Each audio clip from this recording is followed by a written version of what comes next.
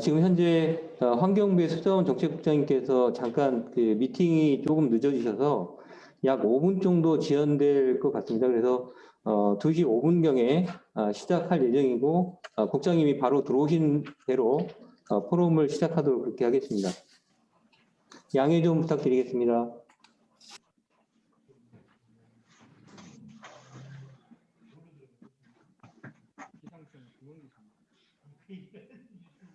유튜브 라이브 스트리밍으로도 방송한다고 그래서. 그래? 오셨네요.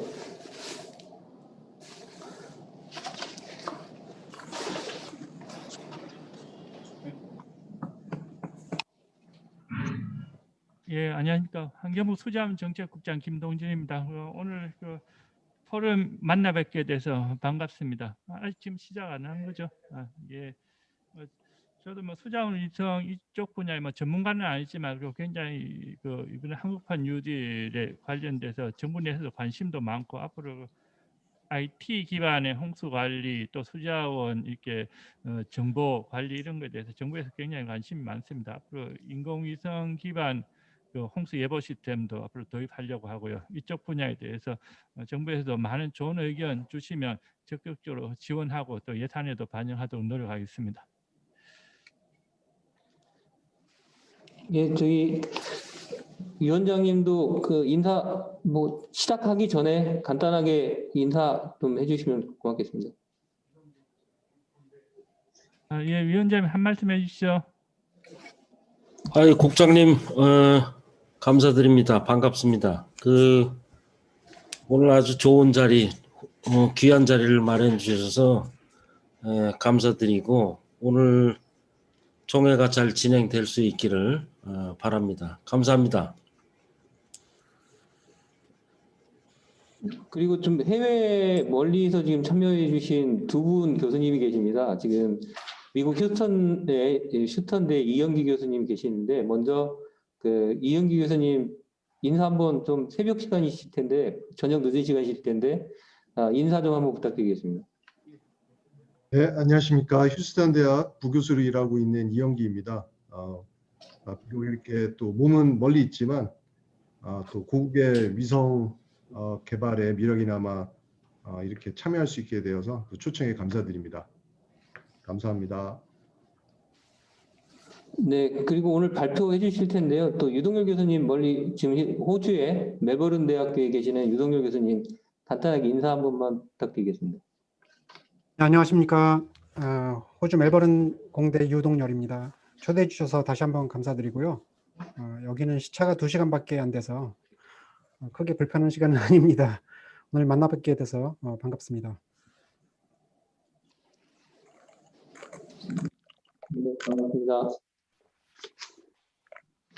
예, 지금 2시 1분 전, 2분 전인데요. 다 모이신 것 같아서 바로 시작하도록 그렇게 하겠습니다. 예, 안녕하십니까. 저는 K워터 연구원 수자원 위성연구센터의 황의호입니다. 바쁘신 와중에 저희 수자원 위성 포럼 제2회에 참여해 주신 모든 분들께 깊이 감사 말씀을 드립니다.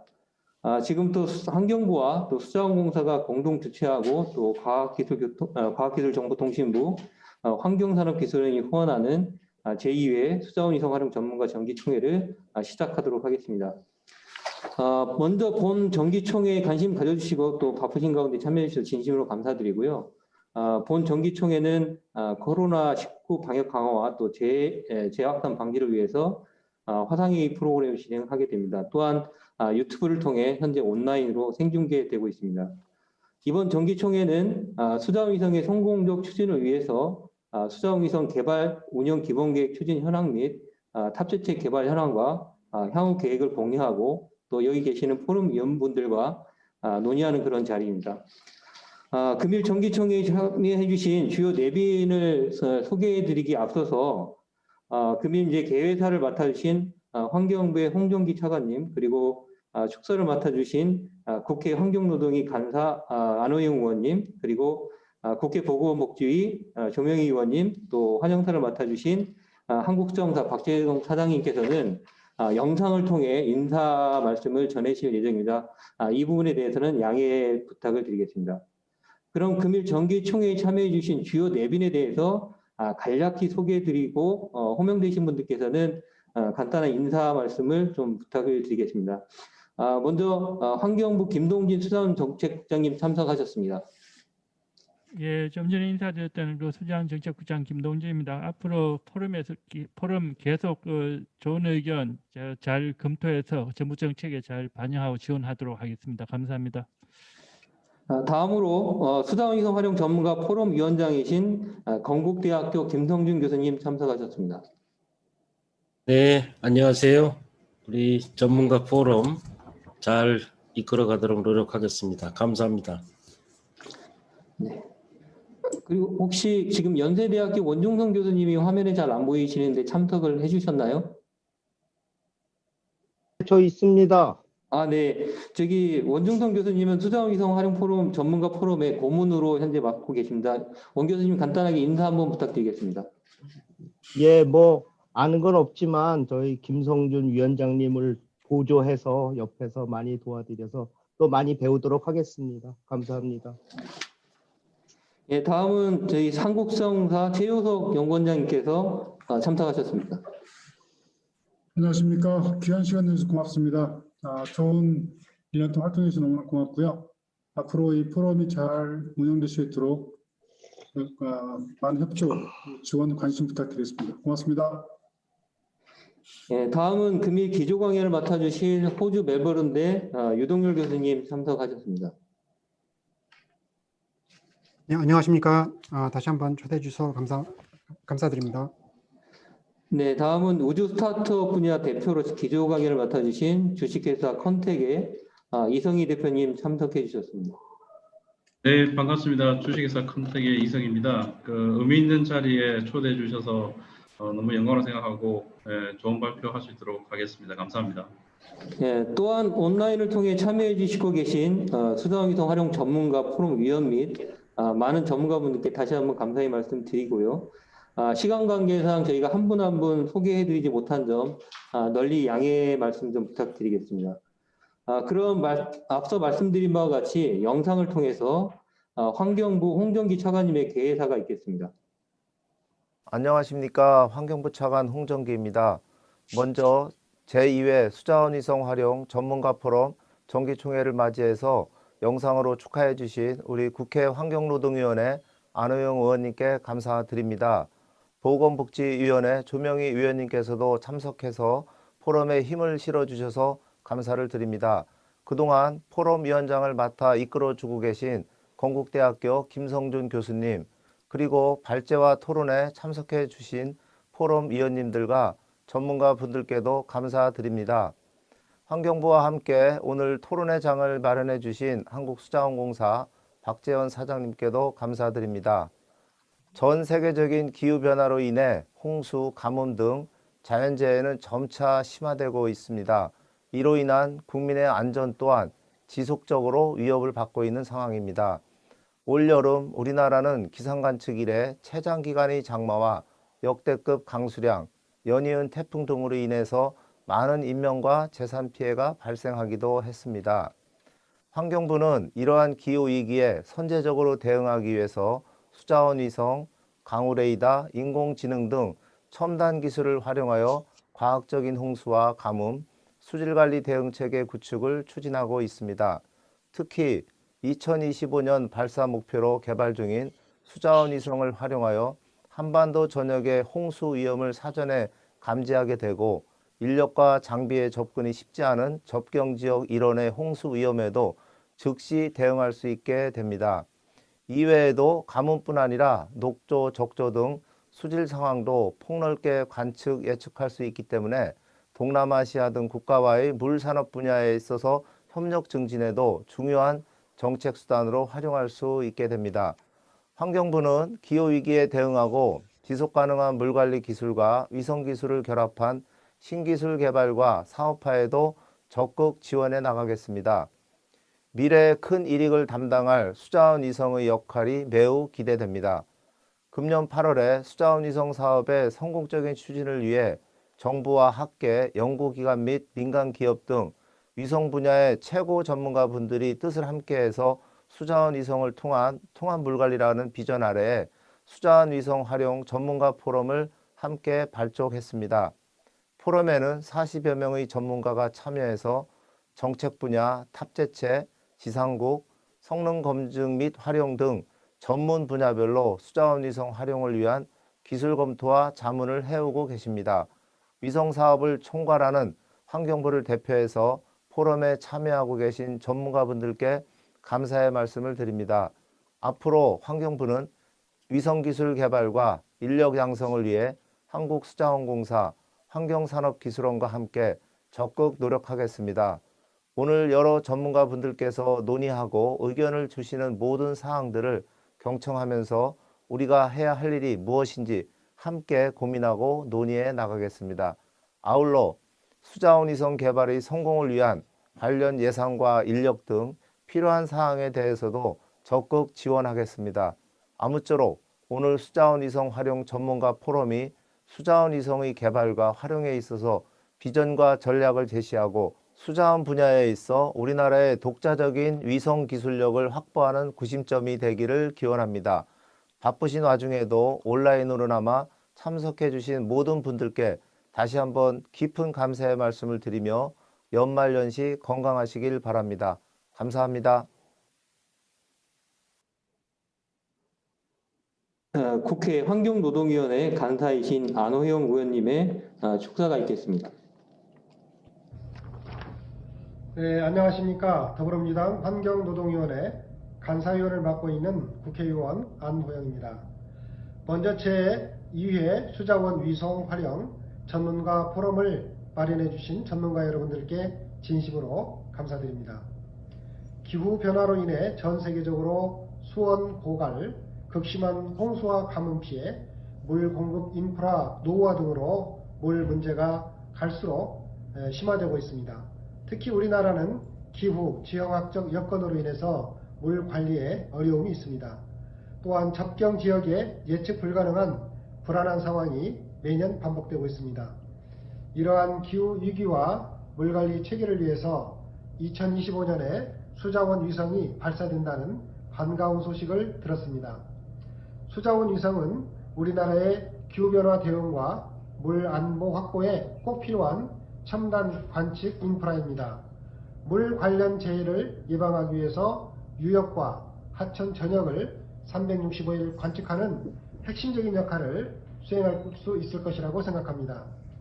이번 포럼은 수자원 위성의 개발과 운영에 있어 제도, 정책적 이슈와 현안을 공유하고 해결 방안을 논의하는 뜻깊은 자리입니다.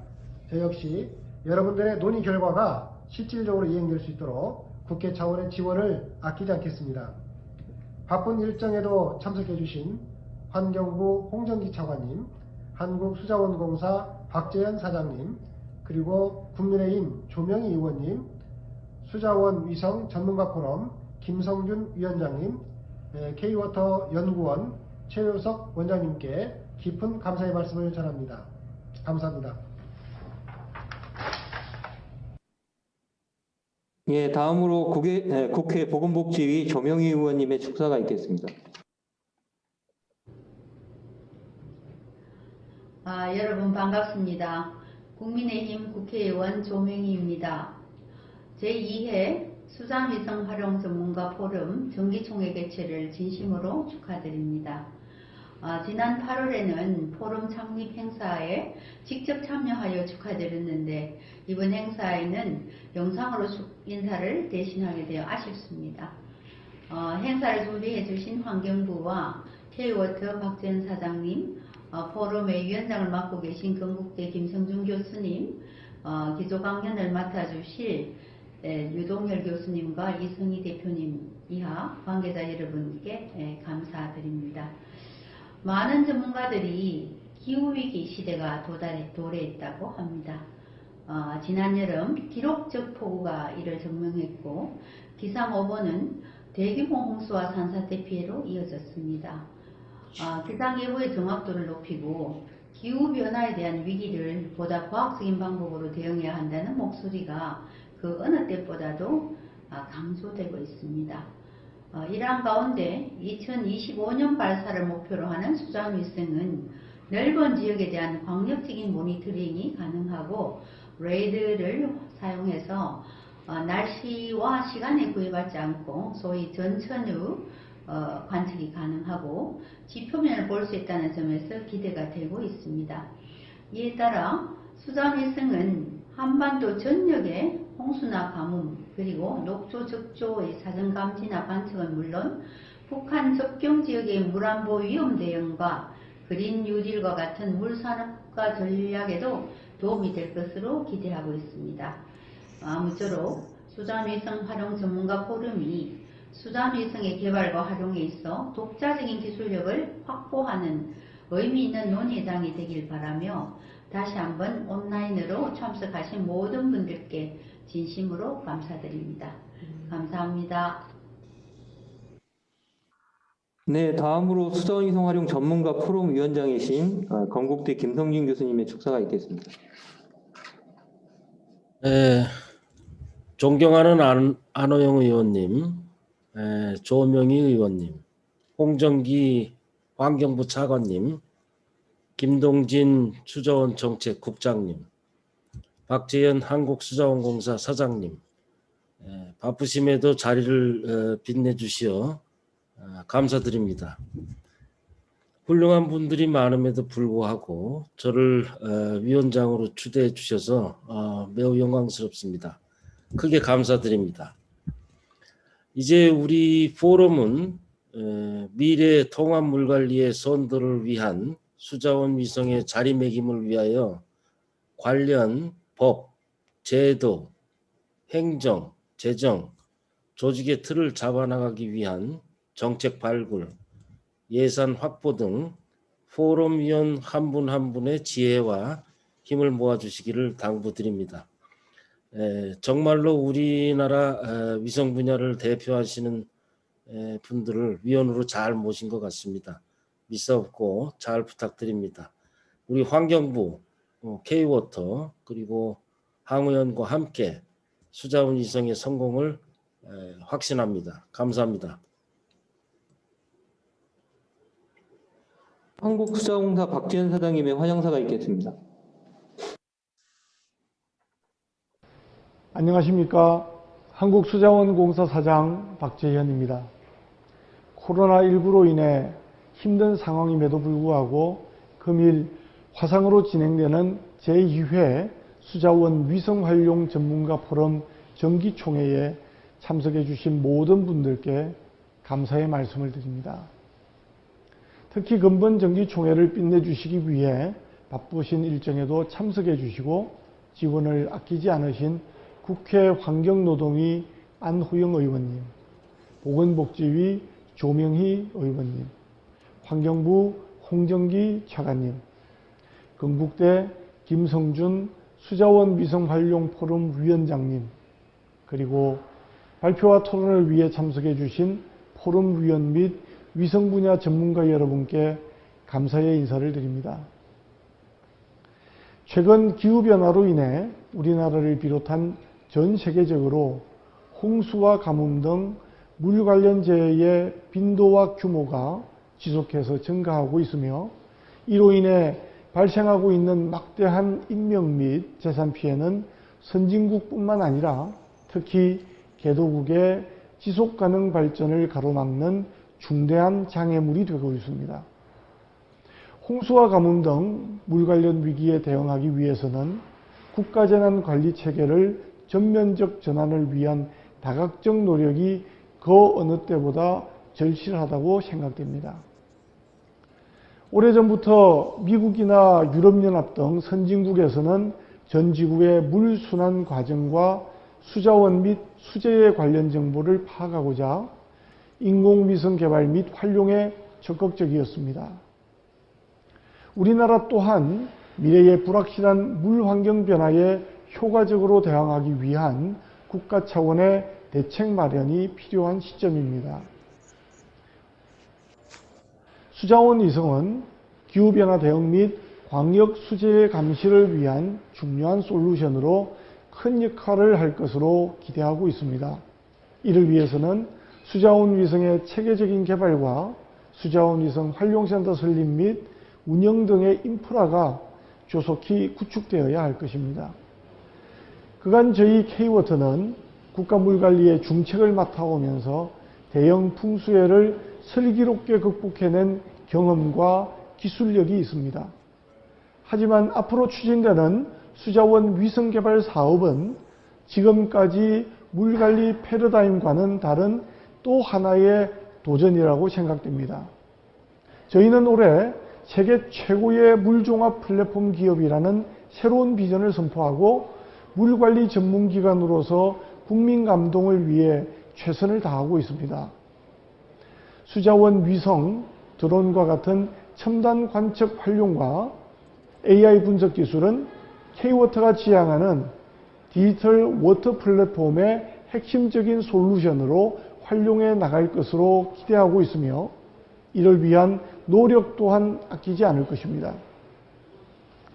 수자원 위성 활용 전문가 포럼은 산, 학, 연관, 위성 분야 전문가를 중심으로 2025년 발사를 앞두고 있는 수자원 위성의 개발과 활용을 준비하고 기술 발굴 및 제도 정책 마련 등을 위한 전문가 토론회장입니다.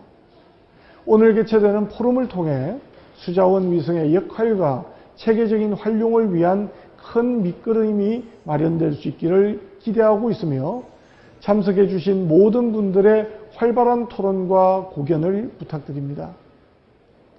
다시 한번 수자원 위성 활용 전문가 포럼에 참석해 주신 분들께 진심으로 감사의 말씀을 드리며 함께 자리해 주신 모든 분들의 건강하고 행복한 연말 연시를 기원합니다.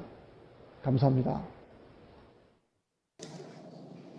예, 감사합니다.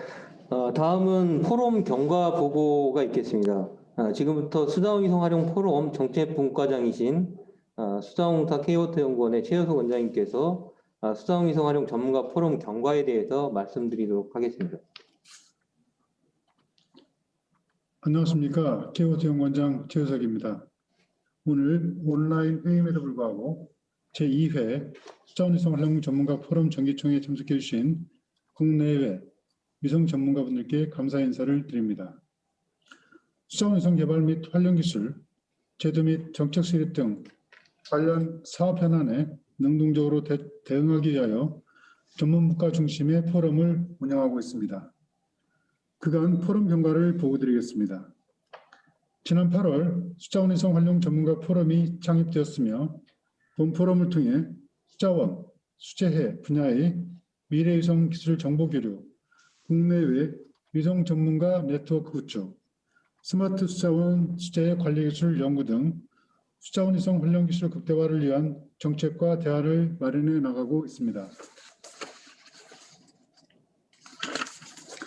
수자원 위성 활용 전문가 포럼은 정책, 탑재체, 지상국, 검증, 활용 등 총 5개 분과로 구성되어 있으며 위원장 1명, 고문 1명, 분과장 5명을 포함하여 총 41명의 관산학연 위성 전문가로 구성되어 있습니다. 10월 20일에는 분과위원회를 개최하였으며 포럼의 위원장과 분과장 등 운영위원 구성과 수자원 위성 기본계획 수립 방향 등에 대해 논의하였습니다. 운영위원으로는 건국대 김성균 교수님이 포럼 위원장으로 선출되었으며 연세대 원영상 교수님이 고문을 맡아주셨습니다.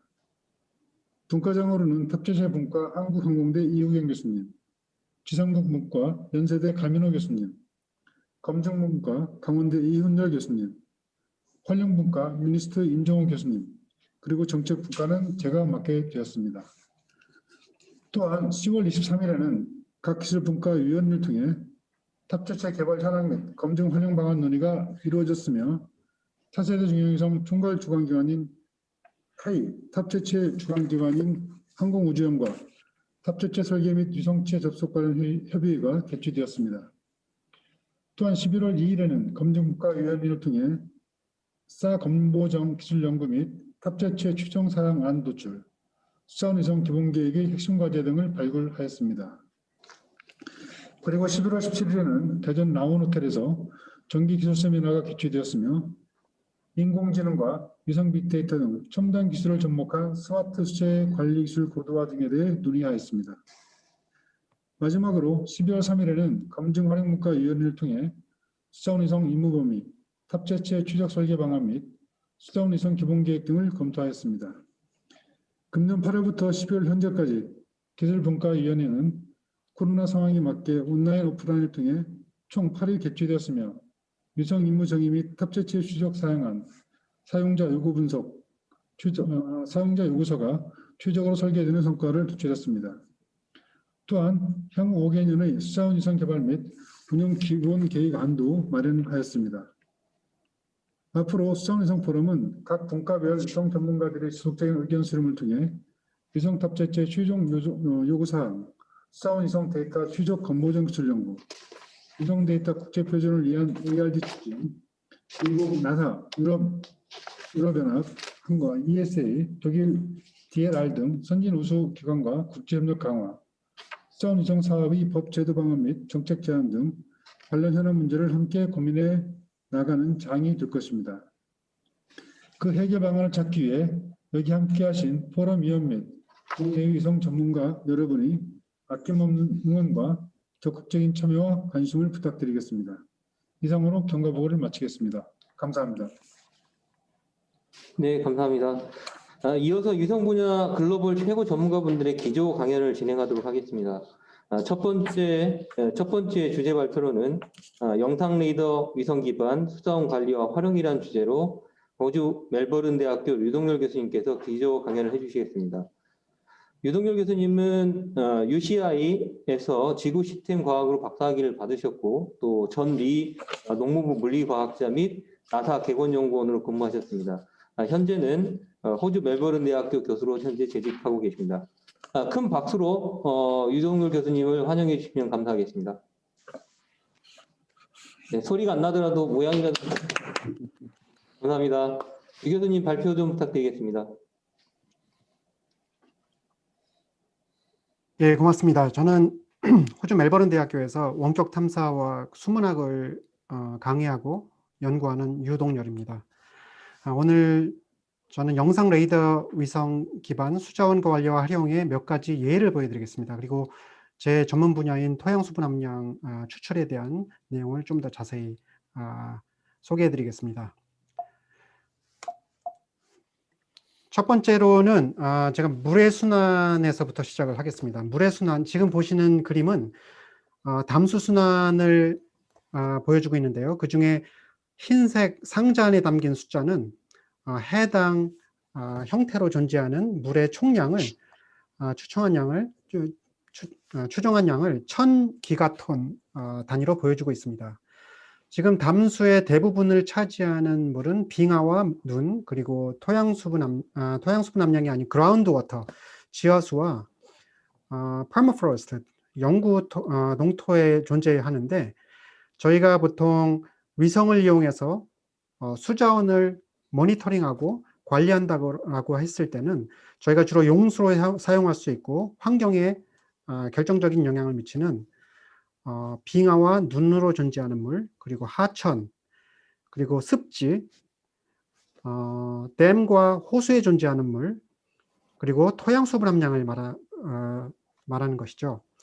이외에 지금 말씀드린 다양한 형태로 존재하는 물의 변화를 예측 가능하게 하는 증발산과 강수량도 포함해서 다양한 형태의 위성 모니터링 시스템 기술이 개발되어 있습니다. 지금 나사 지구 관측 시스템의 예를 들자면요.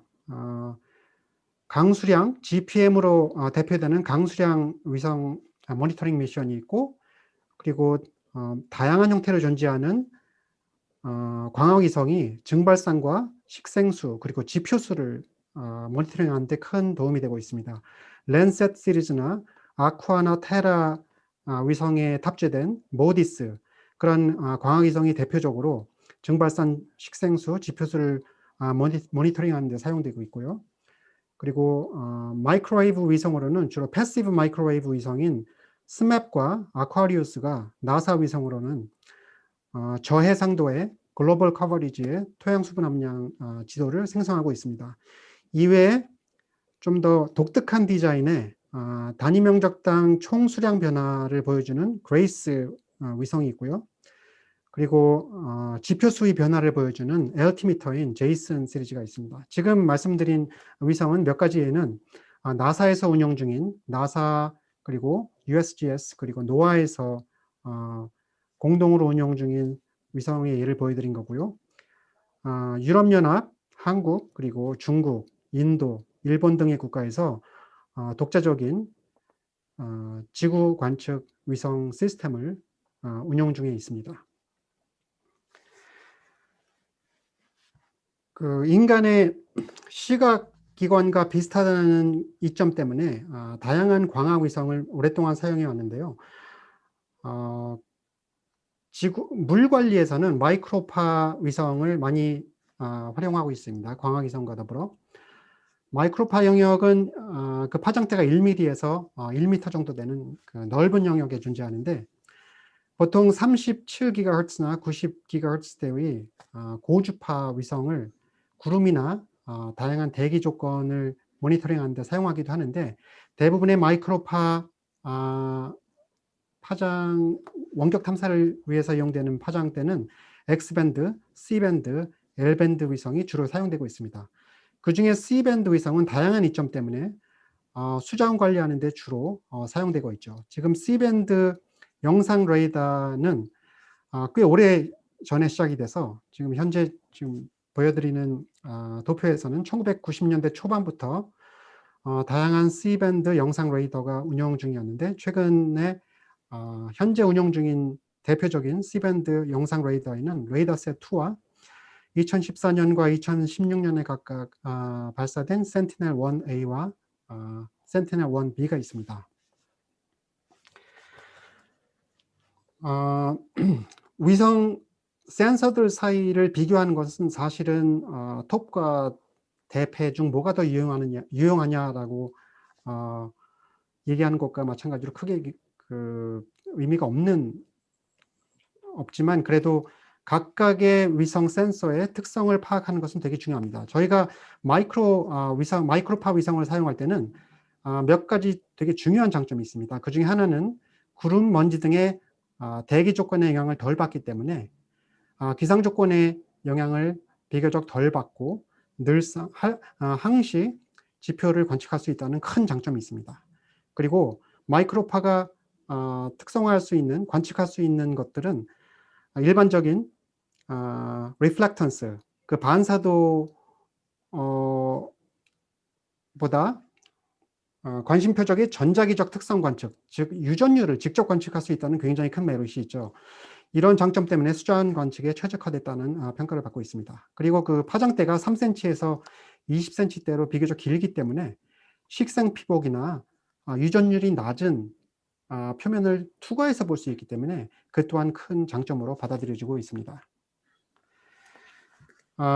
마이크로파 시그널은 주로 지표면과 식생 피복의 표면 거칠기와 수분 함량 특성, 즉 유전율에 주로 반응을 합니다. 유전율은 공기의 경우에는 1이고 마른 나무나 광물은 비교적 낮은 영역에서 변하고요. 물 같은 경우는 뚜렷하게 큰 유전율을 보여주고 있습니다. 70에서 80 사이에. 이러한 특성을 이용해서 토양 수분 함량 관측의 예를 들자면 오른쪽 그림에서 보시면 유전율과 토양 수분 함량 사이에는 굉장히 잘 발달된 양의 상관관계가 있습니다. 토양은 공기, 물, 광물 세 가지로 이루어진 삼상 물질인데요. 토양의 유전율은 대부분 물의 함량에 영향을 받기 때문에 이 물의 유전율을 이용해서 토양 수분 함량을 구하는 것이 기본적인 원리로 사용되고 있습니다. 영상 레이더 위성을 활용해서 수자원 모니터링을 수행할 때 기본이 되는 빌딩 블록이 되는 그런 능력이 있습니다. 그 5가지로 요약해 볼 수 있는데요. 지표수 면적을 구할 수 있는 그런 기능이 있고요. 하천 수량, 그리고 습지 수량, 식생 피복 지역에서의, 그리고 강설량, 그리고 토양 수분 및 식생 수분 함량을 특성화할 수 있는 능력을 기초로 해서 다양한 프로덕트가 개발이 되고 있습니다. 이 중에 첫 번째 3가지 지표수 면적과 하천 수량과 습지 수량은 사실은 거의 동일한 프린서플, 기초의 원리를 두고 있기 때문에 대략 3가지 기본이 되는 능력의 기초를 두고 있다고 볼 수 있습니다. 오늘 제가 각각의 능력 기본 테크닉에 해당되는 몇 가지 예를 보여드리겠습니다. 첫 번째는 C밴드 영상 레이더 센티넬-1을 이용해서 빙하 위에 존재하는 호수를 관측하는 예를 보여드리겠습니다. 빙하 위에 존재하는 호수는 여름에 단기간 존재했다가 사라지는 굉장히 중요한 기능을 하는 타겟이라 영상 레이더를 이용해서 지표수를 관측하는 예로는 굉장히 좋은 예라고 할 수 있죠. 이 빙하수는 크랙을 따라서 밑으로 흘러서 빙하와 지표면 사이에 그 경계면에 그 윤활유 작용을 해서 빙하의 흐름과 손실을 가속화한다는 최근 연구 결과가 있습니다. 지금 위에 A, B, C는 광학위성 랜셋을 이용해서 관측한 빙하 호수이고요. 같은 기간대에 D, E, F 하단면에 보이는 영상은 C밴드 영상 레이더를 이용해서 호수를 관측한 결과입니다. 초반에 A와 D에 해당되는 기간에는 광학위성과 C밴드 영상 레이더가 비슷한 면적의 호수를 특성하고 있습니다. 이 기간에는 광학위성과 C밴드 영상 레이더 모두 호수를 관측하는데, 지표수를 관측하는데 유용하다고 볼 수 있죠. 하지만 표면이 살짝 얼고 그 위에 눈이 쌓이기 시작하는 B와 C에 해당되는 기간으로 진행되면 표면이 얼거나 눈으로 뒤덮이게 되면 광학위성은 그 지표면에 눈만 보여주기 때문에 지표수를 관측하기 힘들게 되지만 마른 눈의 경우에, 그리고 마른 얼음의 경우에는 마이크로파 영상 레이더는 투과를 할 수 있기 때문에 그 밑에 존재하는 호수를 보여줄 수 있게 됩니다. 비교적 겨울에 얼어붙는 지표수가 많고 눈으로 덮이는 경우가 많은 한국의 경우에는 굉장히 중요한 장점이라고 할 수 있죠. 다음은 좀 더 확대된 영상을 통해서 호수가 얼거나 눈으로 덮였을 경우에 광학위성과 C밴드 영상 레이더가 각각 보여주는 결과물을 비교하고 있습니다. 눈으로 덮이거나 표면이 얼었을 때 C밴드 영상 레이더는 얼음과 눈을 투과해서 그 밑에 존재하는 호수를 보여주는 그런 특성을 보여주고 있죠. 지표수 관측에 굉장히 유용한 테크닉이라고 할 수 있습니다. 두 번째는 하천수 및 범람원 관측의 예인데요. 스페인에 있는 한 유역의 경우입니다. 하천수를 포함해서 지표수를 영상 레이더를 통해서 관측을 할 때는 비교적 굉장히 간단한 테크닉이 사용되는데요. 그 산란 개수가 물 표면에서 산란될 때는 주로 전방 산란이 주를 이루기 때문에 백스캐터 시그널이 굉장히 줄어들게 됩니다. 그래서 굉장히 어둡게 보이게 되는데 그 특정 값, 물과 물이 아닌 표면을 나누는 특정 threshold 값을 설정하는 thresholding 혹은 density slicing이라고 불리는 테크닉을 이용해서 비교적 간단하게 지표수를 구분을 할 수가 있습니다.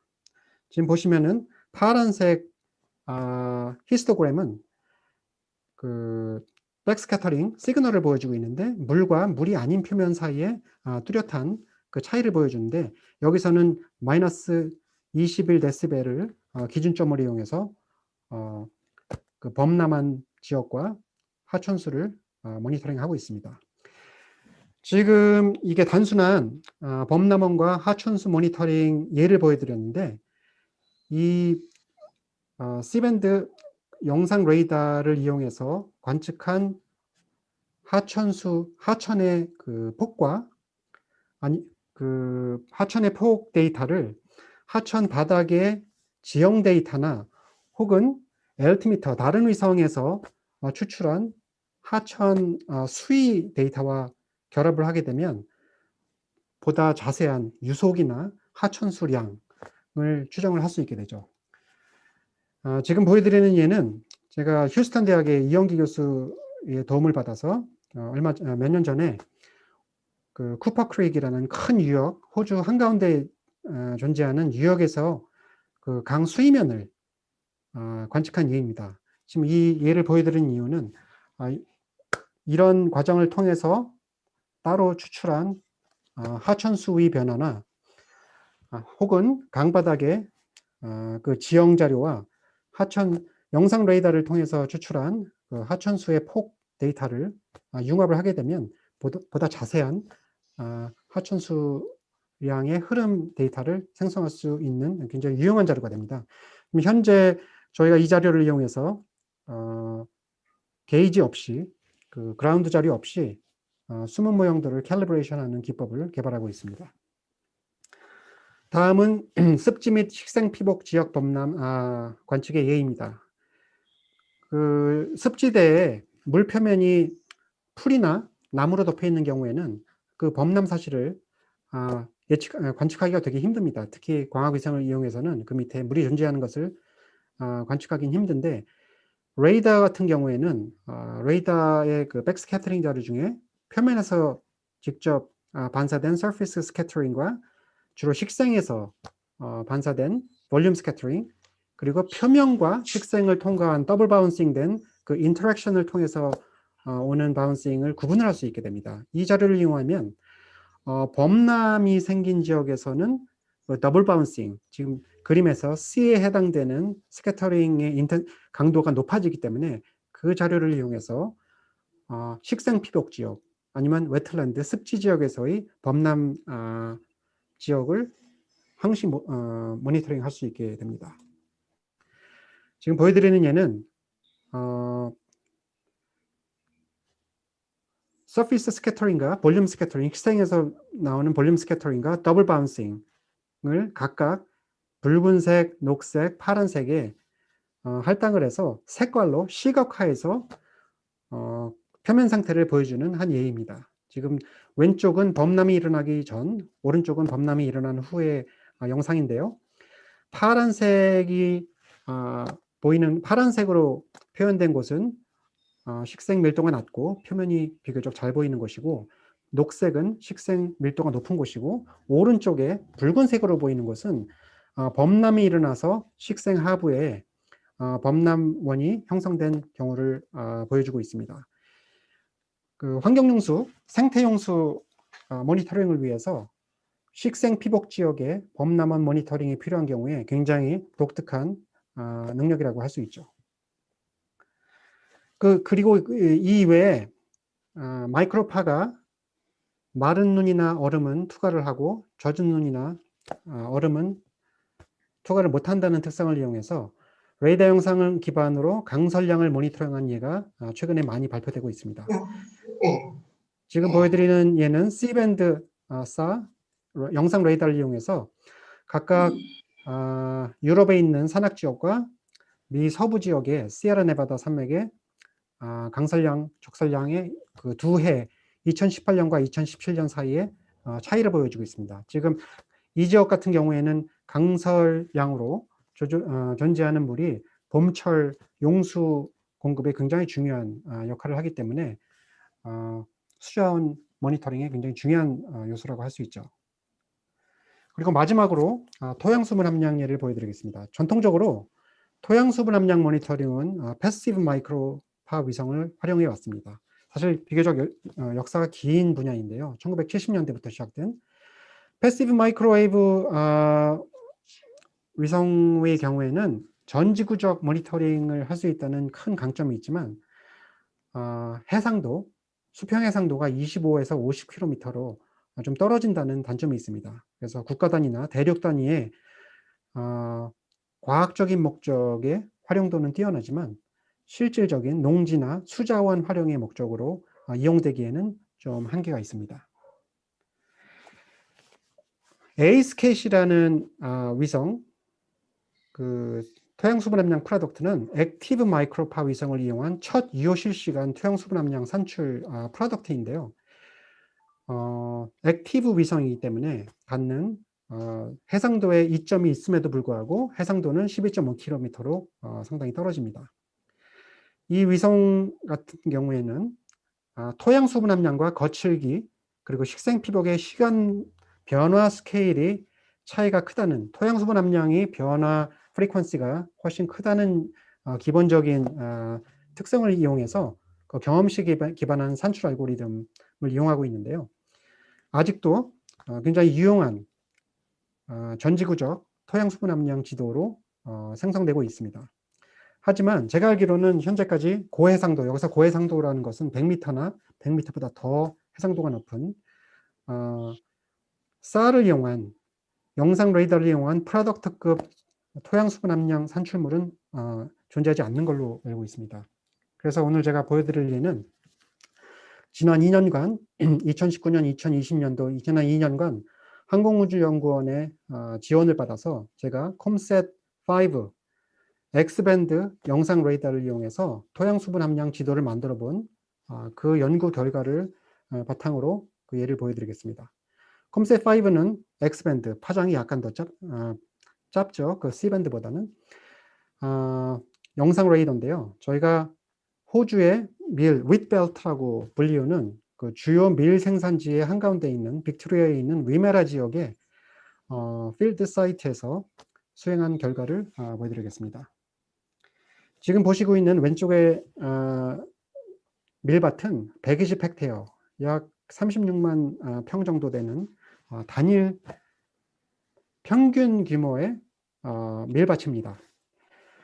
지금 저희가 몇 군데 실험을 수행한 사이트 중에 지금 이 사이트를 보여드린 이유는 이 사이트에 비교적 120헥테어 정도 되는 사이즈에서 그 안에 다양한 소일 텍스처하고 지형 기복이 존재하기 때문에 토양 수분 함량 변화가 큽니다. 그 지역 내에서. 그래서 그 알고리즘 개발에 최적화된 사이트라고 할 수 있죠.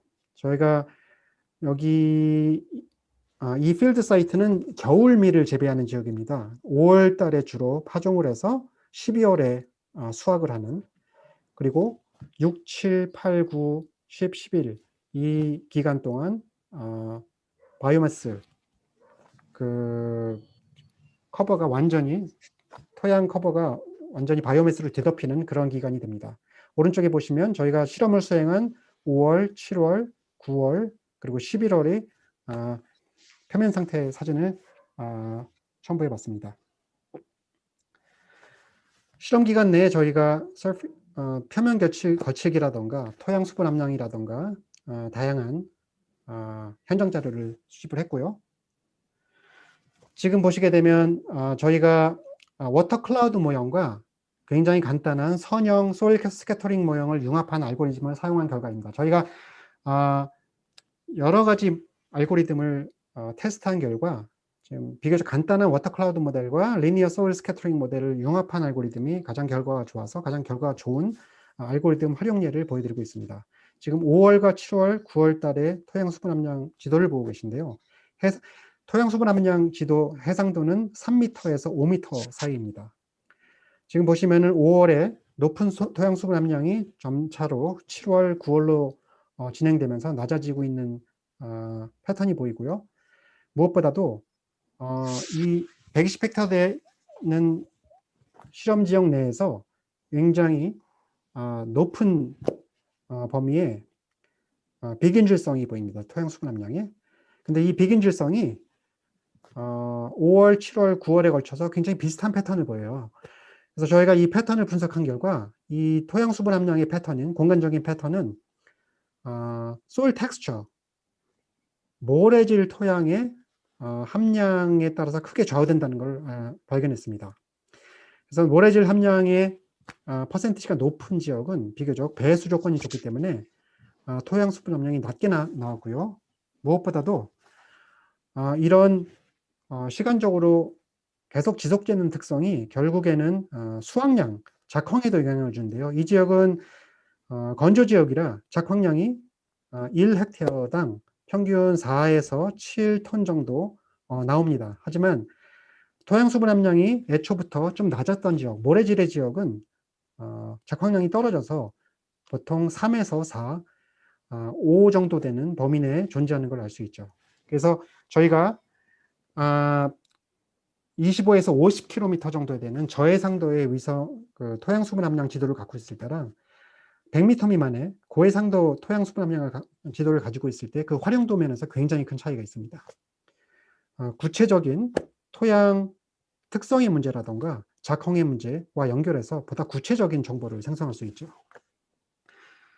그리고 지금 보여드리는 것은 저희 건보정한 결과를 보여드리고 있는데요. 첫 번째 왼쪽 그래프는 식생이 자라나기 전에 그 베어소일 상태일 때의 특성을 보여드리고 있고요. 오른쪽은 식생이 어느 정도 자란 다음의 결과를 보여드리고 있습니다. 저희가 신뢰도를 높이기 위해서 그 크로스 밸리데이션, 검정과 보정을 10만 번 정도 반복을 해서 그 결과를 지금 보여드리고 있습니다. 그래서 베어소일 상태인 경우에는 calibration, validation 그 두 개의 경우에 큰 차이가 없습니다. 둘 다 절대값으로 따졌을 때 에러가 한 3%에서 4% 정도 사이에서 나오고 R-squared 값은 0.5 이상으로 나옵니다. 하지만 일단 식생의 영향 때문에 인터피어런스가 생길 때는 정확도가 약간 떨어지는데 여전히 절대 에러치로 따지면 한 4에서 5% 정도 사이에 토양 수분 함량 그 정확도 차이가 생기고요. 그리고 R-squared 값은 많이 떨어지는 편입니다. 하지만 이 정도 지금 보통 저희가 토양 수분 함량 위성 미션에서 타겟으로 삼는 3에서 4%대의 그 미션 애큐러시 타겟으로 본다면은 꽤나 만족스러운 결과라고 할 수 있습니다. 저희가 여기까지 결과를 생성하고 두 가지 이걸 실용하는 단계에서 큰 장애가 되는 것을 발견했습니다. 하나는 지금 이전에 보여드린 결과물을 생성을 하려면 저희가 그라운드 자료가 있어야 됩니다. 캘리브레이션을 하기 위해서. 근데 캘리브레이션 자료가 꼭 있어야 한다는 조건은 원격 탐사의 장점을 굉장히 강조시키죠. 예, 그 이동화 대표한테요.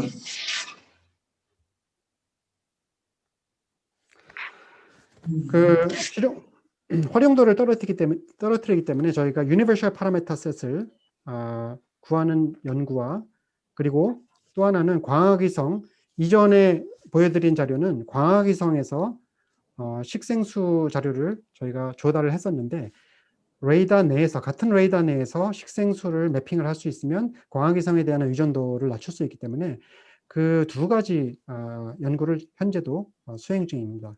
그 중간 결과를 지금 보시면은 왼쪽은 센티넬-2 광학위성을 통해서 생성한 식생수분 함량 지도를 보고 계시고요. 오른쪽은 레이더 베지테이션 인덱스라는 그 레이더를 기반으로 생성하는 식생수를 생성하기 위해 사용한 인풋 자료를 보시고 계십니다.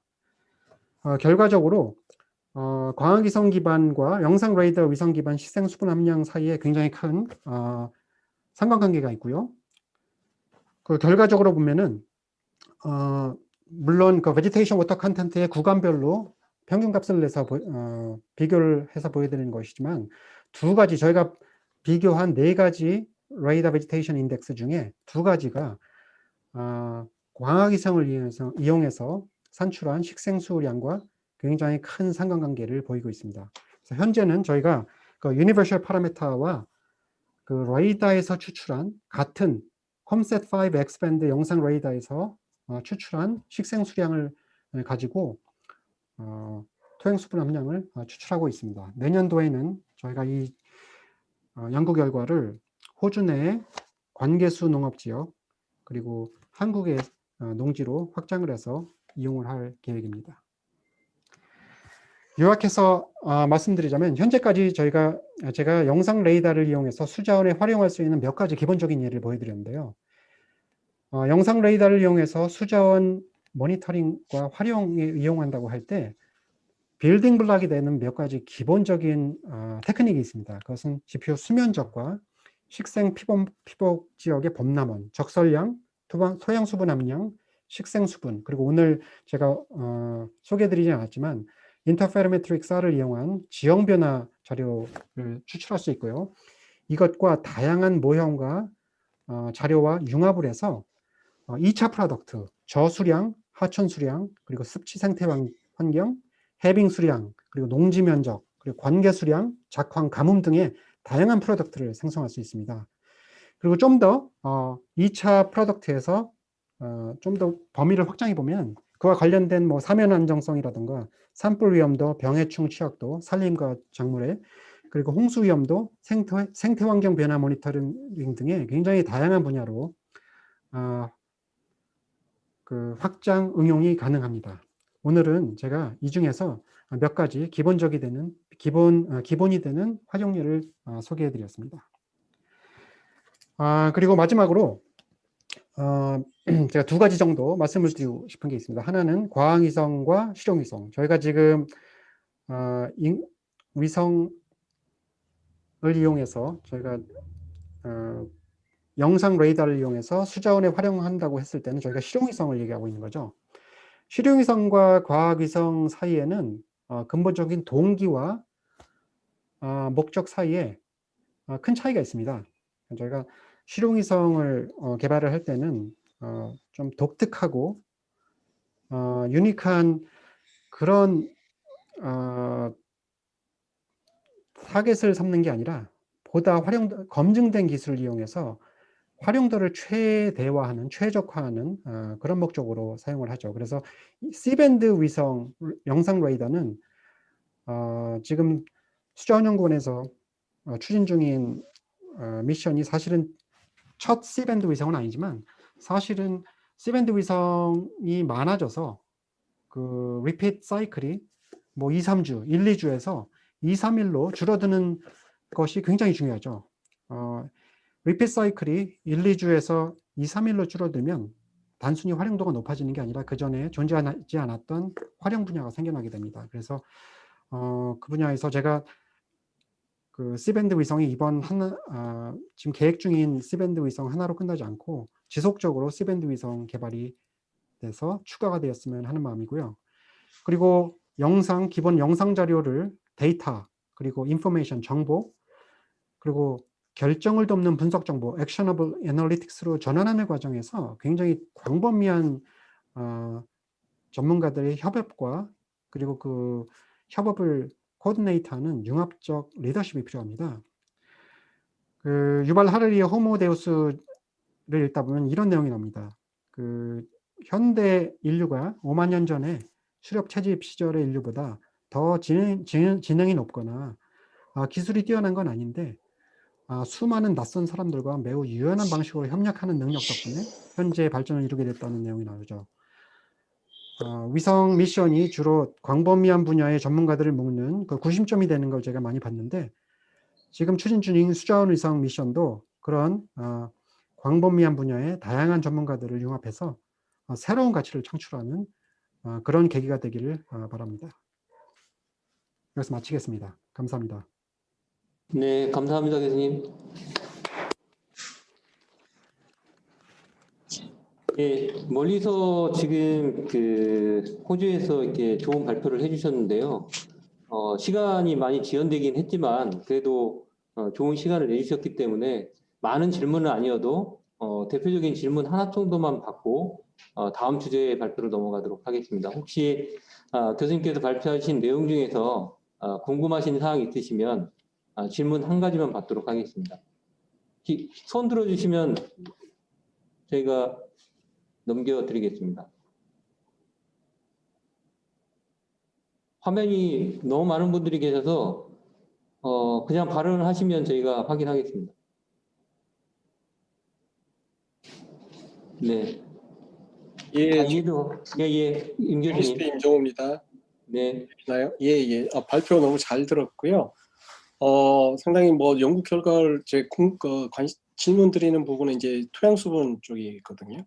토양 수분 보고 이제 질문 드리는 건데, 일단은 이제 우리나라하고 이제 호주하고 좀 상황이 좀 많이 다를 수도 있을 것 같고, 일단 연구 이제 보여주신 부분은 주로 이제 농경지 위주 형태였고요. 특히 이제 우리나라의 어떤 지형 특성이나 상당히 이제 러기드한 지형 특성이나 그다음에 산림이 상당히 많은 형태를 띠고 있는데 그런 부분에서 어떤 C밴드 사로서 이제 토양 수분 하는 데 있어서 좀 더 고려해야 될 부분이라든지 혹시 코멘트를 해주실 부분이 있는지 좀 궁금합니다. 예. 좋은 질문 감사드립니다. 토양 수분 함량을 모니터링할 때 굉장히 공통적으로 갖게 되는 질문이기도 하고요. 이게 굉장히 어려운 문제이기도 합니다. 지금 굉장히 잘 지적을 해주셨는데 토양 수분 함량, 어떤 특정 깊이의 토양 수분 함량을 타겟으로 삼을 때 식생과 지형, 피복도 같은 종류의 특성은 큰 장애가 되죠. 굉장히 어려움이 있습니다. 근데 토양 수분 함량을 관측하고자 하는 목적을 생각해 보면 사실은 토양 수분 함량을 관측하는데 방해되는 요인이라고 여겨졌던 부분들에 대한 정보가 사실은 굉장히 유용한 정보가 되기도 합니다. 예를 들어서 말씀하신 대로 농지, 초목 지역에서는 토양에서의 시그널이 어느 정도 있기 때문에 토양 수분 함량을 추출할 수 있죠. 근데 정확히 그게 토양의 시그널인지 식생 시그널인지는 알기가 힘듭니다. 하지만 산림 지역으로 가면 거의 대부분의 시그널이 캐노피, 이파리에서 온다고 할 수가 있죠. 그쯤 되면은 토양에서 오는 시그널이 적기 때문에 그쪽 지역을 포기를 할 수도 있고요. 아니면 리프 워터 컨텐트라고 식생이 가지고 있는 물의 함량과 결국은 식생이 뿌리, 루트 존에 있는 토양 수분 함량 사이에 상관관계를 봤을 때 이 상관관계는 긴 시간 범위 단위로 바뀌기도 하지만 사실 밤낮으로 변하기도 합니다. 식생수와 토양수 사이의 상관관계는. 그래서 만약에 직접적으로 토양을 볼 수는 없지만 간접적으로 폴리지에 있는 물의 관측을 통해서 표면도 아니고 뿌리에 해당되는, 사실은 저희가 예전에 소일 모이스처 미션을 디자인할 때는 대부분 효용을 따질 때 루트 존에 있는 소일 모이스처를 추정하는 것을 타겟으로 삼았죠. 그렇기 때문에 다양한 형태의 응용 디자인을 했는데 일단 토양에서 오는 시그널이 있느냐 없느냐 굉장히 자주 받는 질문인데요. 한국적인 지형의 숲지역에서는 토양에서 오는 시그널이 거의 없다고 봐도 무방을 하지만 만약에 조금 더 유연하게 문제를 바라보면 식생수와 토양수분 함량 사이의 큰 상관관계를 이용하면 식생수 모니터링을 위해서 루트존에 있는 토양수분 함량을 간접적으로 모니터링을 할 수 있는 효과도 생기고요. 그리고 우리가 토양수분 함량 모니터링을 통해서 궁극적으로 알고 싶어하는 것들에는 식생수, 그리고 식생의 건강, 그리고 산불이 났을 때 플래머빌리티라고 하죠. 그게 얼마나 빨리 붙는지 그런 것을 알고 싶어 한다고 했을 때는 오히려 굉장히 중요한 정보라고 할 수 있습니다. 그래서 그런 약간 시각을 달리해서 보면은 그쪽에서 충분히 효용성을 찾을 수 있죠. 근데 만약에 토양 수분 함량 표면 5cm나 10cm 있는 토양 수분 함량을 반드시 구해야 된다라고 하면은 굉장히 어려운 문제가 됩니다. 그래서 말씀하신 대로 지형과 식생 피복을 고려했을 때 효용도가 많이 떨어지게 되죠. 하지만 최근에 좀 다른 시각으로 문제를 접근하는 사람들이 많아졌습니다. 다행히. 그래서 효용도는 굉장히 높아지고 있습니다. 제가 맞습니다. 대답이 되는지 모르겠습니다. 네, 감사합니다. 다음 주제 발표로 우선 넘어가기 전에 한 가지 안내 말씀드리고 넘어가겠습니다. 아시는 것처럼 현재 저희가 줌으로 지금 포럼 위원분들께서는 줌으로 미팅에 참여하고 계시고 또 일반 사용자분들께서는 유튜브로 현재 들어와 계십니다. 그래서 많은 분들이 현재 유튜브에 참여하시는 걸로 좀 알고 있고 또 유튜브 창에 질문이 현재 올라오고 있습니다. 그래서 발표를 해주신 주제 발표해 주신 분들이나 또 관련되신 분들은 관련된 질문 사항이 있을 경우에 답변을 유튜브에 댓글로 남겨주셔도 좋을 것 같습니다. 그럼 바로 다음 주제로 넘어가겠습니다.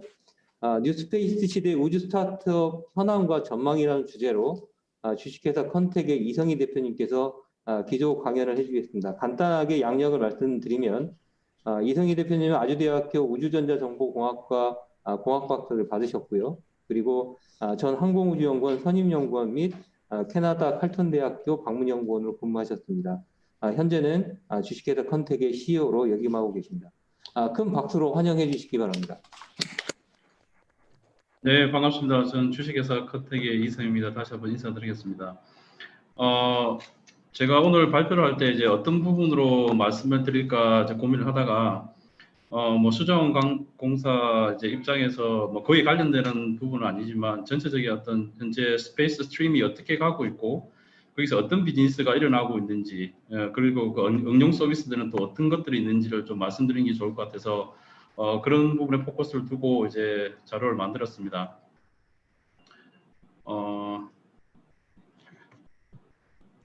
먼저 우리가 이제 그 현재 전체적인 스페이스 산업이 뭐 뉴스페이스라고 하는데 과연 그러면 우리가 기존 스페이스 인더스트리하고 뉴스페이스 인더스트리가 무엇인지 그걸 조금 이제 한번 살펴보고 가는 게 좋을 것 같습니다. 뭐 이 자료는 다른 포럼에서도 제가 많이 발표를 했는데 과연 현재 전 지구상에서 뭐 에이전시들뿐만이 아니라 관련되는 어떤 커머셜 컴퍼니들이 어떤 비즈니스를 하고 있고 어떤 트렌드로 뭐 기술적인 부분은 또 개발하고 있는지를 좀 보는 게 좋을 것 같은데 사실은 이제 스페이스도 지금은 저희들이 이제 뉴 스페이스를 부르면서 스페이스 앞에 뉴를 하나 더 붙여서 5세대라고 지금 부르고 있습니다. 뭐 과거 1세대부터 4세대까지는 보통 우리가 뭐 미소 냉정시대 때 서로 컴피티션 하면서 우주가 개발이 되어 왔다고 하면 그 바로 전 세대인 이제 ISS 우주정거장을 만들면서 협력의 시대까지가 정부 주도의 우주 산업이었다 이렇게 볼 수가 있을 것 같고 사실은 뉴스페이스라는 이 용어 자체가 나온 지는 뭐 그렇게 오래되지 않습니다. 뭐 길게 가면 한 10년 정도 그리고 좀 활성화됐다고 하면 한 5년 정도 뭐 이렇게 보면 될 것 같고 우리나라 같은 경우에는 이제 태동기라고 보는 게 맞을 것 같습니다. 그 사실은 뭐 지금 보시는 화면에서 같이 거의 4세대까지 이렇게 뭐 이사라든지 나사라든지 작사라든지 항공이라든지 이렇게 스페이스 에이전시 위주로 사실은 우주 개발이 이루어졌다고 해도 사실은 과언이 아니죠. 근데 최근 보시면 뭐 이 자료에도 있지만은 전체적인 스페이스 스트림 자체가 여기 보면 업스트림이 있고 우측에 다운스트림이 있고 심지어는 밑에 이제 비욘드 얼스에서 지구 밖에까지 나가서 뭔가 뭐 광물을 채취해서 비즈니스를 하겠다 하는 이런 이제 스트림이 강하게 있는데 뭐 다 아시겠지만 업스트림 같은 경우에는 주로 지구 밖에서 플레이하는 뭐 발사체 업체들 뭐 스페이스X도 있고 뭐 블루 오리진도 있고 뭐 벡타 뭐 스파이어 아이스아이 이런 위성 업체들이나 위성 발사체 업체들이 주가 될 거고 결국에는 이런 타겟으로부터 데이터를 받아서 처리를 하고 활용하는 거는 결국 그라운드입니다. 그래서 그 그라운드 쪽에서 플레이하는 업체들이 이제 뭐 그라운드 스테이션을 놓고 하는 서비스하는 업체들 그리고 위성 영상 뭐 쌀 영상이든 고항 영상이든 간에 그런 영상을 이용해서 여러 가지 다양한 응용 서비스를 만드는 업체들 이런 업체들이 또 다운스트림에서 활약을 하고 있죠. 실제 이런 업체들이 규모로 따지면은 뭐 지금 저희 같은 컨택이라는 업체하고 비슷한 정도의 규모고 많은 펀딩을 받아서 현재 비즈니스를 하고 있다고 보시면 될 것 같습니다. 사실은 이제 뉴스페이스라고 자꾸 얘기는 하지만 뉴스페이스는 용어를 정확하게 어떻게 데피니션이 딱 나와 있는 건 아닙니다. 뭐 위키디피아를 찾아봐도 그렇고 구글에 찾아보면 사람들마다 이게 뉴스페이스야 이렇게 얘기하는 것들이 사람들마다 다릅니다. 그래서 뭐 한 2년 정도 저희도 이제 해외 비즈니스에 포커스를 두고 하다 보니까 전시회에서 발표도 하고 포럼에 참석을 하면서 나름대로 제가 정리해 본 뉴스페이스는 이 5가지의 워드로 정리가 되었습니다. 뭐 과거에도 그렇지만 현재 와서 사실은 스페이스 쪽의 기술이 굉장히 익스플로션하게 굉장히 발전했습니다. 뭐 위성 영상 같은 경우에는 AI 딥러닝을 이용했고 우리가 항우연도 이제 달 탐사가면서 그게 로보틱스 기술도 들어가고 실질적으로 많은 기술이 발전을 했고 그에 따라서 적합한 발사체나 위성체가 또 만들어졌습니다. 보통 이제 큐브셋들이 많이 생기고 작은 위성에서 작은 해상도를 가지고 할 수 있는 비즈니스 영역이 많이 생겼고 그렇게 되면서 그 위성을 올리기 위한 발사체도 그에 맞게끔 이제 작은 발사체들이 만들어진 거죠. 그러면서 이런 것들이 되다 보니까 커머셜하게도 어떤 비즈니스를 할 수 있는 모델이 생기게 됐습니다. 새로운 비즈니스 모델이 생기다 보니까 그게 가장 먼저 눈을 뜨고 바라보는 사람들이 프라이빗 인베스터들입니다.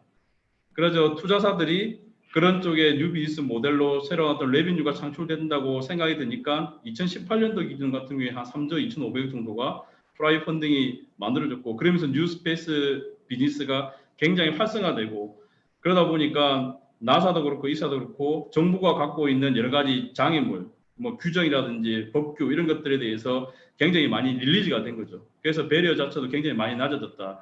이런 5가지 어떤 팩터들이 굉장히 잘 융합이 되면서 뉴스페이스가 만들어졌다. 뭐 그렇게 보고 있습니다. 뭐 대표적인 게 사실 이 2가지 사진으로 딱 비교가 될 것 같아요. 뭐 과거에는 뭐 아리안 5라든지 PSLV 이런 로켓 굉장히 큰 뭐 추력 뭐 300톤 이렇게 되는 로켓에 뭐 1톤, 2톤짜리 이제 위성을 싣고 올라갔다고 하면 이제는 뭐 오른쪽에 보시는 것 같이 큐브셋들 뭐 3류, 6류, 12유 그리고 그 위에 페이로드 자체가 한 50kg 정도 놓고 이제 발사를 하게 됐죠. 실제 바사체 같은 경우도 그렇지만 바사체 같은 경우에는 지금 50kg 페이로드를 한번 올리는데 어떤 데는 뭐 30억, 어떤 데는 뭐 50억, 60억 이렇게 좀 다르긴 한데 굉장히 저렴한 비용, 옛날에 상상도 할 수 없는 그런 비용으로 실제 발사 서비스를 해주고 있습니다. 그래서 굉장히 이제 누구나 작은 기업이라도 누구나 마음을 먹으면 위성을 올릴 수가 있고 그리고 그런 저렴한 발사체를 이용해서 비즈니스를 활성화할 수 있다. 그런 식으로 전체적인 뉴스페이스가 지금 만들어지고 있다. 이렇게 보시면 될 것 같습니다. 시간이 없기 때문에 제가 이 동영상은 좀 스킵하겠습니다. 그러면 이런 뉴스페이스 속에서 뉴스페이스 마켓이 어떻게 흘러가고 있는가 잠깐 볼 필요가 있는데요. 조금 전에 이제 말씀드렸듯이 과거에 이제 큰 위성들, 큰 발사체에서 작은 위성들로 옮겨가고 그러면서 굉장히 그걸 이용해서 할 수 있는 비즈니스가 굉장히 다이버저스가 굉장히 많아졌습니다. 뭐 잘 아시겠지만 밑에 하단에 보시는 같이 위성 영상을 이용해서 빅데이터 플랫폼을 만들고 그 다음에 AI 딥러닝을 이용해서 여러 가지 오브젝트를 디텍션하고 그러면서 그게 경제성 분석이라든지 뭐 농작물 작황 예측 뭐 이렇게 굉장히 많은 부분으로 위성 영상이 활용이 되고 있죠. 실제 이게 보시면 뭐 제 얘기가 아니라 유럽 컨설트라든지 이렇게 모간 스탠리 이런 데서 보면 2019년도 기준으로 전체 우주 산업의 그 규모 자체가 414조 정도 됩니다. 414조 정도 되고 그 중에서 커머셜한 스페이스 쪽이 거의 79% 정도 된다고 보시면 됩니다.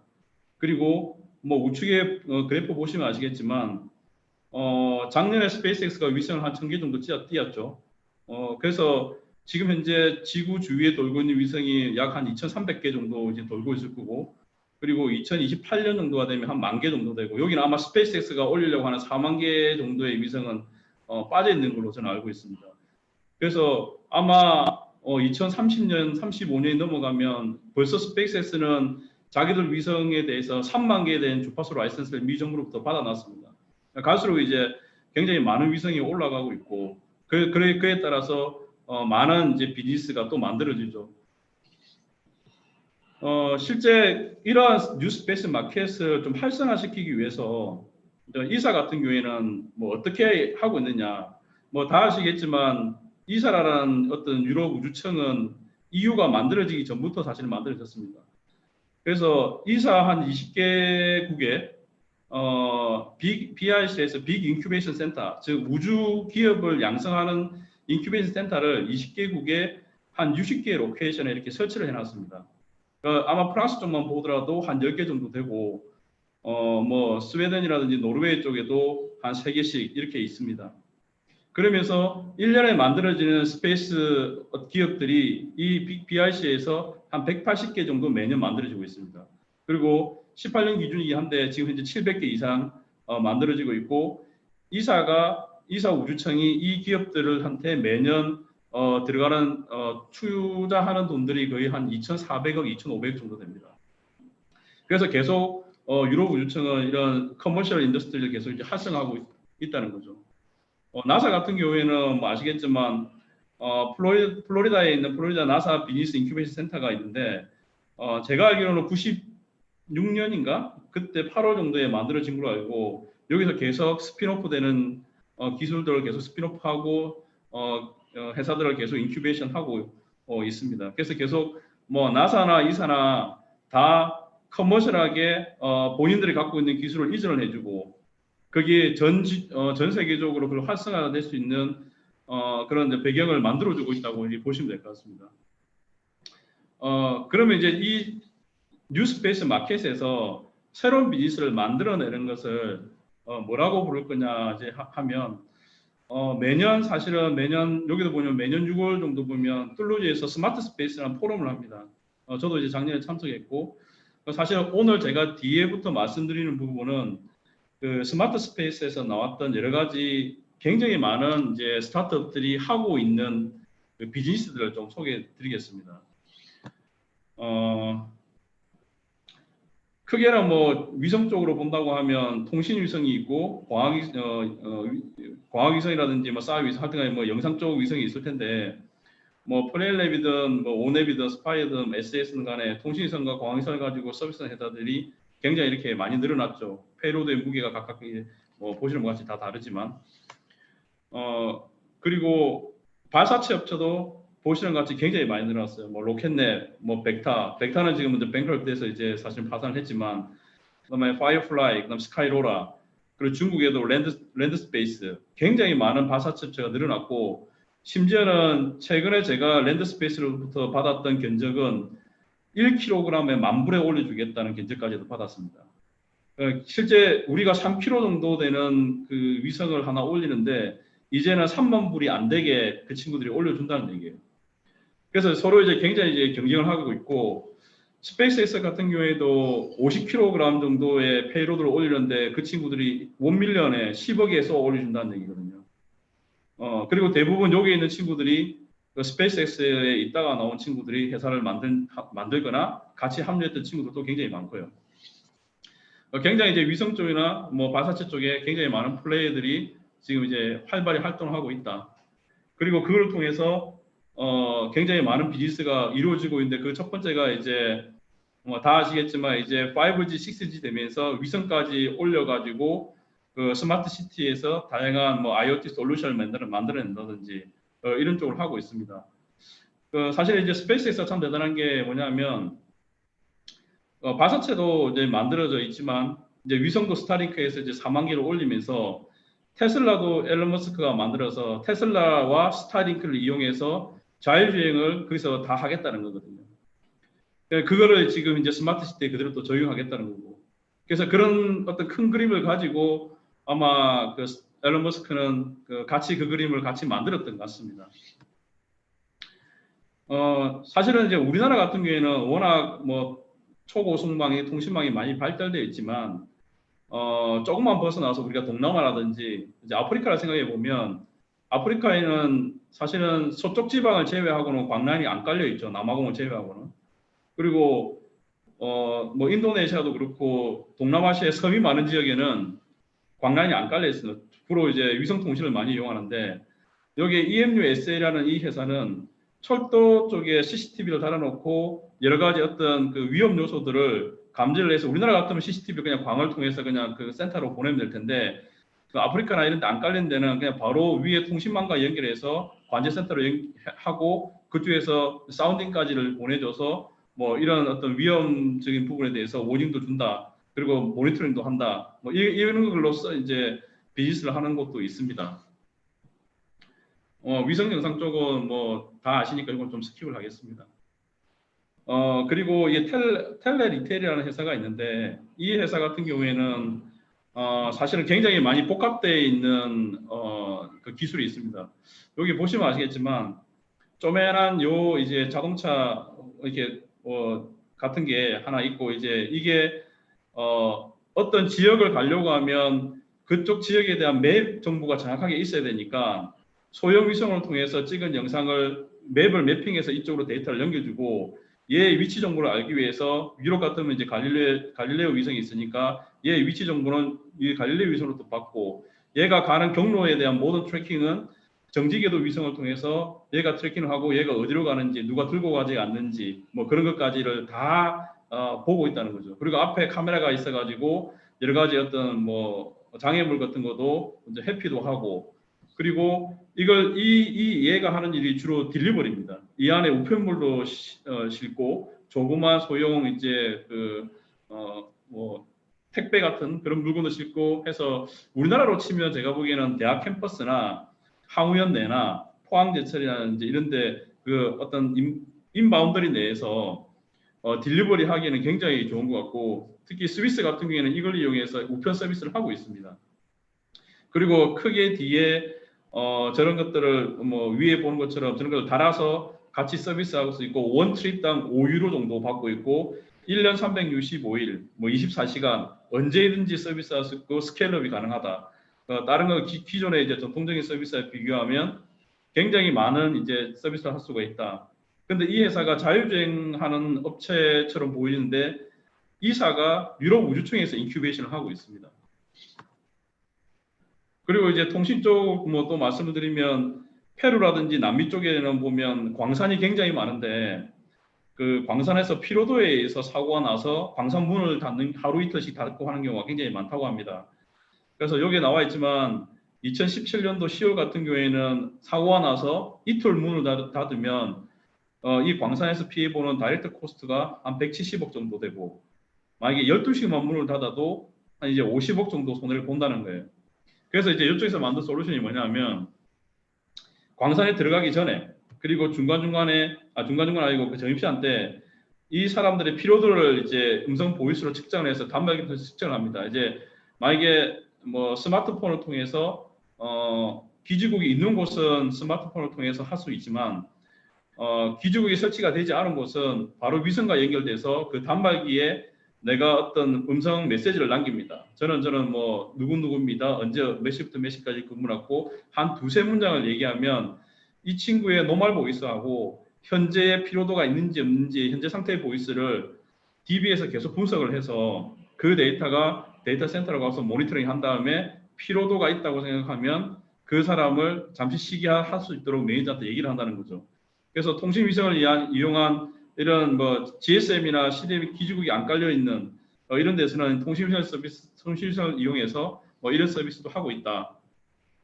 그리고 심지어 이제 아프리카 같은 경우에는 또 마찬가지지만 워낙 뭐 그 통신망이 안 좋다 보니까 다 위성을 이용해서 전염병, 지금처럼 이제 코로나 사태 아니면 어떤 특정한 어떤 지역에 굉장히 갑작스러운 질병이 발생했을 때 그걸 전파를 해야 되는데 전파를 하기가 힘들 경우에는 이제 그 전파할 수 있는 어떤 시스템을 만들어 놓고 위성을 통해서 그쪽 데이터 센터로 가고 다시 콜 접수를 받고 어떤 대응을 할 수 있는 뭐 이런 것들 다 이제 위성 통신망을 이용해서 서비스를 지금 아프리카 쪽으로 하고 있습니다.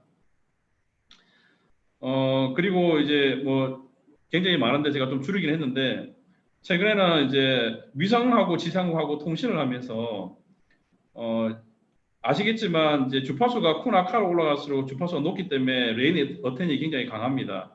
그래서 노멀하게 우리가 받을 때 신호의 이제 레벨이 있지 않습니까? SNR이 있고 신호 레벨이 있을 텐데 거기서 우리나라도 요즘에 보면 굉장히 국소적으로 비가 지역마다 다르게 굉장히 많이 오는데 어떤 데이터를 받다가 뚝뚝뚝 끊기는 현상들이 이제 생기죠. 신호 레벨이 뚝뚝 내려가는 현상이 생기는데 그때 1dB, 2dB, 3dB 떨어질 때마다 강수량이 어느 정도 되는지를 dB를 다 만들어서 그 지역의 웨더 맵을 이렇게 만듭니다.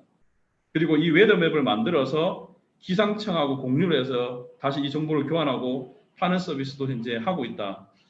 이렇게 보시면 될 것 같습니다.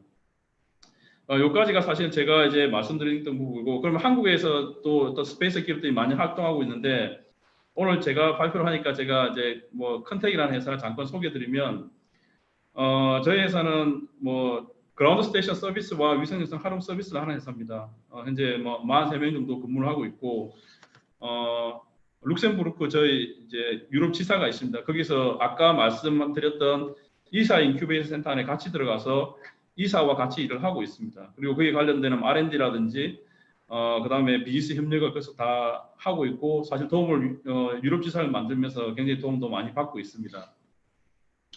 그리고 전 세계 저희 그라운드 스테이션을 다 설치를 해놓고 고객들의 타겟이라고 부르는 발사체든 뭐 위성이든 간에 그런 위성들이 컨택이 설치해 놓은 지상국을 사용할 때마다 저희가 사용료를 받는 형태로 비즈니스를 하고 있고 현재로는 미국의 플레이랩사라든지 아이사이사, 그다음에 K사, 콩스버그 셀러라이트라든지 국내에는 이제 카이스트하고도 지금 계약을 맺어서 서비스를 하고 있습니다. 여기 이제 저희가 제주도에 있는 저희 지상국이고 사실은 이런 지상국을 갖고 서비스 회사가 전 세계에 한 9개 정도 됩니다. 그래서 서로 같이 콜라보레이션 하면서 같이 서비스를 하고 있고 저희가 있는 저희 제주도 안테나하고 이제 저희 관제실이고요. 그리고 저희가 이제 내년부터 들어가는 세종시의 위성 영상 활용 플랫폼입니다. 전체적인 도시 변화 탐지라든지 그다음에 뭐 무허가 건물 단속이라든지 그다음에 도시 쪽에 주차장 분석을 통해서 주차장 효율성을 파악한다든지 이런 식으로 해서 이런 서비스가 들어가고 아마 내년부터는 전국에도 아마 다른 지역에도 스마트 시티를 하고자 하는 곳에 아마 들어갈 것 같고 유럽에는 아마 룩셈부르크부터 아마 들어갈 것 같습니다. 예, 뭐 제가 시간이 조금 많이 없어서 제가 좀 빨리 말씀을 드렸는데 제가 발표 오늘 드린 내용은 여기까지 말씀드리면 될 것 같고 혹시나 뭐 궁금하신 사항이 있으면 질문 주시면 예, 답변 드리겠습니다. 네, 감사합니다. 예, 그러면 그 시간 관계상 아까 전과 동일하게 한 가지 정도만 질문 사항 받고 넘어가도록 하겠습니다. 질문 사항 있으신 분은 말씀해 주시면 감사하겠습니다. 네, 제가 질문이 하나 있는데요. 예. 네, 잘 들었습니다. 이제 주로 그 새로 스타트업 그 서비스가 주로 통신 분야만 되게 설명을 하셨는데, 지금 우리가 하고 있는 이런 수자원 위성 관리나 사 데이터를 이용해서 주로 뭐 공공에서 하겠지만 민간 쪽으로 활용하는 또 민간 쪽에서 그 부가가치를 뭔가 만드는 데 시도는 있는지 없는지 혹시 조사한 게 있으시면 좀 그 수자원 사 위성을 이용하는 걸 말씀하시는 건가요? 아니, 예, 수자원 사업 포함해서 예를 들어서 우리가 이때까지 설명한 게 보면 사위성 데이터 가지고 실제로 토양이라든지 식생이라든지 또 뭐 이런 수자원에 대해서 관리하는 이런 형태가 뭔가 실질적으로 직접적인 공공 목적뿐만 아니고 만약에 구타적으로 뭔가 새로운 서비스를 부가 서비스를 발굴하기 위한 어떤 그런 응용의 시도가 있는지. 예, 뭐 사실은 위성 영상을 이용한 서비스는 이제 굉장히 많죠. 뭐 사도 당연히 필요하고 그다음에 과학 영상 사실은 과학 영상하고 사는 같이 무조건 같이 공존해서 가야 될 것 같은데 지금 제가 이제 간단하게 뭐 위성 영상을 하기 위해서 저희가 하는 뭐 스마트 시티만 말씀드렸지만 사실 여기서 다 말씀을 드릴 수 없는 부분도 사실 있고 저희가 위성 영상을 이용한 교육 사업하는 부분도 솔루션이 있습니다. 있고 교육 사업 쪽도 있고 그다음에 위성 영상을 이용해서 저희가 부동산 쪽 예측하는 부분도 이제 솔루션을 만들고 있고 사실은 컨텐츠를 뭐로 만들지가 몰라서 못하는 거지 위성 영상을 이용해서 할 수 있는 부분은 아마 회사들마다 굉장히 많은 것을 고민하고 있을 거예요. 그래서 저희 같은 경우에는 지금 위성 영상을 이용해서 뭐 스마트 시티, 뭐 작학 예측, 뭐 이런 것들은 기본적으로 하고요. 그게 이제 스마트 에듀케이션, 그다음에 스마트 엔터테인먼트, 그다음에 스마트 리얼 에스테이트 이 분야까지도 지금 저희가 현재 그 컨텐츠를 만들고 있고 특허 등록도 지금 현재는 끝내놓은 상태입니다. 그래서 그런 부분을 사실 여기서 다 말씀드릴 수는 없을 것 같고 그런 분야 쪽으로 지금 이제 진행을 하고 있다. 뭐 이렇게 보시면 될 것 같습니다. 네, 감사합니다. 시간 관계상 더 많은 질문이 있을 것 같으신데요. 좀 나중에 별도의 연락을 통해서 질문을 받도록 하시면 좋을 것 같습니다. 그러면 지금 저희가 일부 저희가 행사를 진행을 했고요. 좀 원래는 이제 커피 브레이크를 하고 2부를 진행하려고 했는데 시간 관계상 더 이렇게 좀 시간이 끌면 안 될 것 같아서 바로 2부로 진행하도록 그렇게 하겠습니다. 2부는 저희 정기총회입니다. 정기총회인데 이 정기총회에 관련돼서는 포럼 위원장이신 건국대 김성준 교수님께서 맡아서 바로 진행하도록 하겠습니다. 교수님 마이크를 받아주시면 감사하겠습니다.